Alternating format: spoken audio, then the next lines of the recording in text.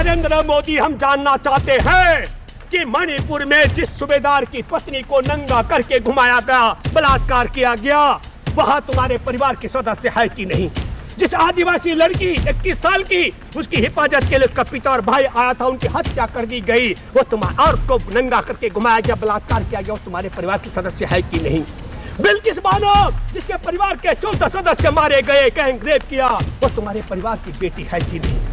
किरण नेगी, जिसके साथ बलात्कार हुआ, उसके हत्यारों को पाइजत तुमने बरी करा दिया, तुम्हारे परिवार की बेटी है कि नहीं? मैं जरा जानना चाहता हूँ, जो पहलवान बेटियां आज भी यौन शोषण के आरोपी ब्रजभूषण के खिलाफ संघर्ष कर रही हैं, वो तुम्हारे परिवार की बेटी है कि नहीं?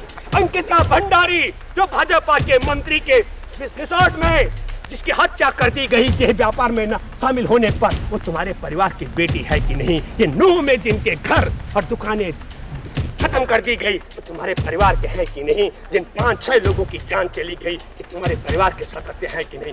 है तो मिस्टर मोदी, बताओ तुमने कब अफसोस व्यक्त किया, कब तुमने कार्रवाई की पहलवान बेटियों की शिकायत पर? कहां तुमने सूबेदार की पत्नी को नग्न बलात्कार की पीड़िता की शिकायत की? कहां क्या कार्रवाई की तुमने? अफगानिस्तान में और 16 सितंबर को अदानी के पोर्ट में, मुद्रा पोर्ट गुजरात में 21,000 करोड़ की 3,000 ड्रग्स, 3,000 किलो हेरोइन पकड़ी जाती है।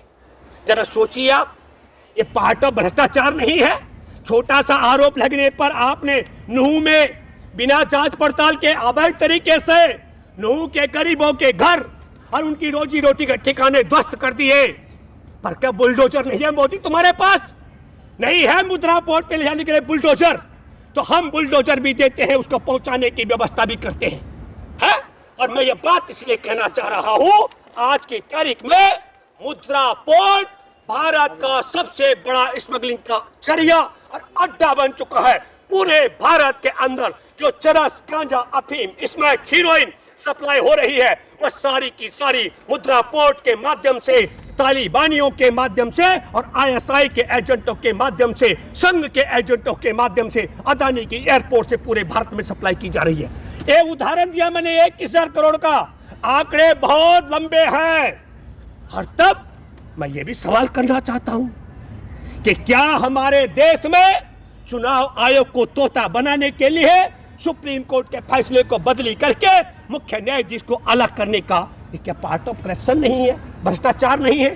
जांच एजेंसियां, ईडी, सीबीआई, एनआई, एनसीबी, सबके जो छापेमारी हो रही है अपनी इच्छा पर, जिसको चाहो छापा डलवा दो, जिसको चाहो उठवा दो, जिसको चाहो बदनाम करा दो, कि ये भ्रष्टाचार नहीं है?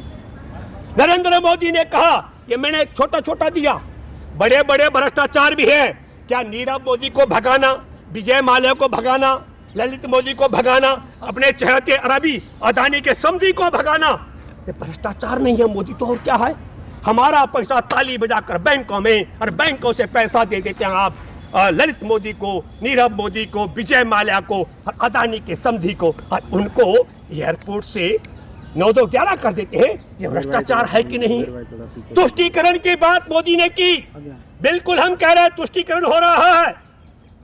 आप क्या ये तुष्टीकरण नहीं होगा कि हमारे देश के अंदर, हमारे देश में आपको और हमको सबको समझना चाहिए कि किस तरीके से 2017 में, मैं जिक्र कर रहा हूं उन्नाव का, भाजपा के विधायक ने नाबालिग 17 साल की लड़की से बलात्कार किया, भाजपा की सरकार थी, उसका मुकदमा दर्ज नहीं किया गया।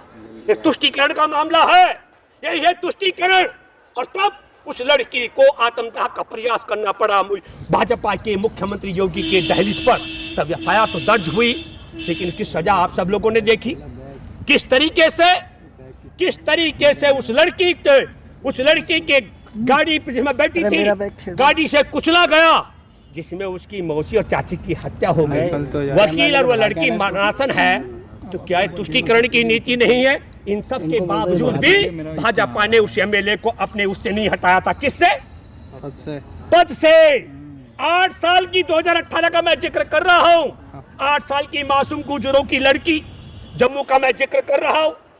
उस लड़की का अपहरण करके और अपहरण करने के बाद मंदिर में बंधक बना करके भूखे प्यासे जिन लोगों ने उसका बलात्कार किया, उसके शारीरिक शोषण किया, क्योंकि कई बार बहन लगता है शब्दों पर, उस शारीरिक शोषण के बाद जब वो भूखी प्यासी तड़पती ही मर गई, तो उनको बचाने के लिए जम्मू कश्मीर की सरकार में मंत्री भाजपा के तिरंगा लेके सड़क पर उतरे। यह है तुष्टीकरण की नीति। यह तुष्टीकरण की नीति है कि 2019 में इनके पूर्व केंद्रीय मंत्री राम मंदिर निर्माण की अगुवाई करने वाले संत चिन्मयानंद पर उसी के कॉलेज में पढ़ने वाली लड़की ने यौन शोषण का मुकदमा दर्ज कराने के लिए सुप्रीम कोर्ट की दहलीज तक खटखटाई थी, और उस लड़की को, गरीब को, बामन की लड़की को विवश किया गया मुकदमा वापस लेने के लिए, चिन्मयानंद को बचाने के लिए। यह है तुष्टीकरण की रणनीति। यह है तुष्टीकरण की रणनीति कि अभी रामनवमी से पहले तो पीएसी के जवानों ने 22 मुसलमानों का घेर कर गोलियों से नरसंहार कर दिया था। 1987 का मैं जिक्र कर रहा हूं। उनको रामनवमी से पहले रिहा कर देना, उन पुलिस कर्मियों को। यह है तुष्टीकरण की नीति कि 2002 में दंगों में गुजरात का मैं कलोल का जिक्र कर रहा हूं, जहां 11 लोग मुसलमानों को जिंदा जलाया गया था, उन्हें रामनवमी से पहले रिहा करके, रामनवमी से पहले तलवारें बांट करके क्या संदेश आपने दिया? आपने संदेश दिया कि दंगाई बलात्कारी हत्यारों को हम रिहा करते हैं, हमारी सरकार संघियों की सरकार है। यह है तुष्टीकरण की नीति। इससे बड़ा तुष्टीकरण का और कोई उदाहरण मालेगांव बम धमाके में मैं आपको जिक्र कर रहा हूं। 6 लोगों की जान चली गई थी, 101 लोग घायल हो गए थे। और 2008 का जिक्र कर रहा हूं। और प्रज्ञा ठाकुर जिसकी मोटरसाइकिल में बम रखा गया था, वहां पर धमाका करने के लिए उसको जमानत पर सांसद बना दिया। ये है तुष्टीकरण की नीति। दिल्ली में दंगा फैलाने के लिए जो भाजपाई नेता अनुराग ठाकुर, सांसद परवेज वर्मा, अभय वर्मा और कपिल मिश्रा, जिन पर दिल्ली हाई कोर्ट के जज डॉक्टर एस मुरलीधर ने तब मुकदमा दर्ज करने के लिए आदेश दिया था, देर रात को जस्टिस दिल्ली हाई कोर्ट के जस्टिस का ट्रांसफर कर दिया गया इनको बचाने के लिए। ये है तुष्टीकरण की नीति। नूह में बगैर कोर्ट कार्रवाई के, बगैर अदालत आदेश के, बगैर नोटिस के नूह में सैकड़ों लोगों की दुकानें और घर बुलडोज कर दी गई। यह है तुष्टीकरण की नीति। और तब मैं ये कहना चाहता हूं मेरे दोस्तों, आप सब लोगों से कि तुष्टीकरण करने वाले संघी भाजपाई, भ्रष्टाचारी ये भाजपाई, परिवारवादी भाजपाई, और हमारे देश के अंदर एक और बात नरेंद्र मोदी ने की, बड़ी बात कहा, पहले भाई और बहनों, अब कहा पूरा परिवार मेरा है। तो नरेंद्र मोदी, हम जानना चाहते हैं कि मणिपुर में जिस सूबेदार की पत्नी को नंगा करके घुमाया गया, बलात्कार किया गया, वहां तुम्हारे परिवार के सदस्य है कि नहीं? जिस आदिवासी लड़की 21 साल की, उसकी हिफाजत के लिए उसका पिता और भाई आया था, उनकी हत्या कर दी गई, वो तुम्हारा, और उसको नंगा करके घुमाया गया, बलात्कार किया गया, वो तुम्हारे परिवार के सदस्य है कि नहीं? बिल्किस बानो जिसके परिवार के 14 सदस्य मारे गए, गैंग रेप किया, वो तुम्हारे परिवार की बेटी है कि नहीं? किरण नेगी जिसके साथ बलात्कार हुआ, उसके हत्यारों को बाइज्जत तुमने बरी करा दिया, वो तुम्हारे परिवार की बेटी है कि नहीं? मैं सिर्फ जानना चाहता हूं, जो पहलवान बेटियां आज भी यौन शोषण के आरोपी भूषण के खिलाफ संघर्ष कर रही हैं, वो तुम्हारे परिवार की बेटी है कि नहीं? अंकिता भंडारी जो भाजपा के मंत्री के रिसोर्ट में जिसकी हत्या कर दी गई देह व्यापार में न शामिल होने पर, वो तुम्हारे परिवार की बेटी है कि नहीं? ये नूह में जिनके घर और दुकानें खत्म कर दी गई, ये तुम्हारे परिवार के हैं कि नहीं? जिन 5-6 लोगों की जान चली गई, ये तुम्हारे परिवार के सदस्य हैं कि नहीं? है तो मिस्टर मोदी बताओ, तुमने कब अफसोस व्यक्त किया, कब तुमने कार्रवाई की पहलवान बेटियों की शिकायत पर? कहां तुमने सूबेदार की पत्नी को नग्न बलात्कार की पीड़िता की शिकायत की?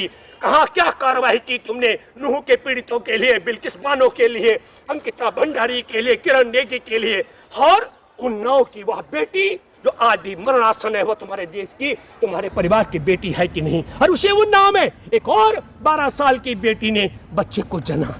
मोदी, खेलने कूदने के दिन में भाजपा के राज में 12 साल की बच्चियां बेटी जन रही हैं, क्या वो तुम्हारी बेटी है कि नहीं? ये सवाल देशवासियों को करना चाहिए। और फिर मैं कहना चाहता हूं, देश को बचाने के लिए, देश के लोकतंत्र को बचाने के लिए देश को उठ खड़ा होना चाहिए। ये देश में चुनाव आयोग जैसे स्वतंत्र संस्थान को धोता बनाने के लिए सुप्रीम कोर्ट के जजों को अलग करें।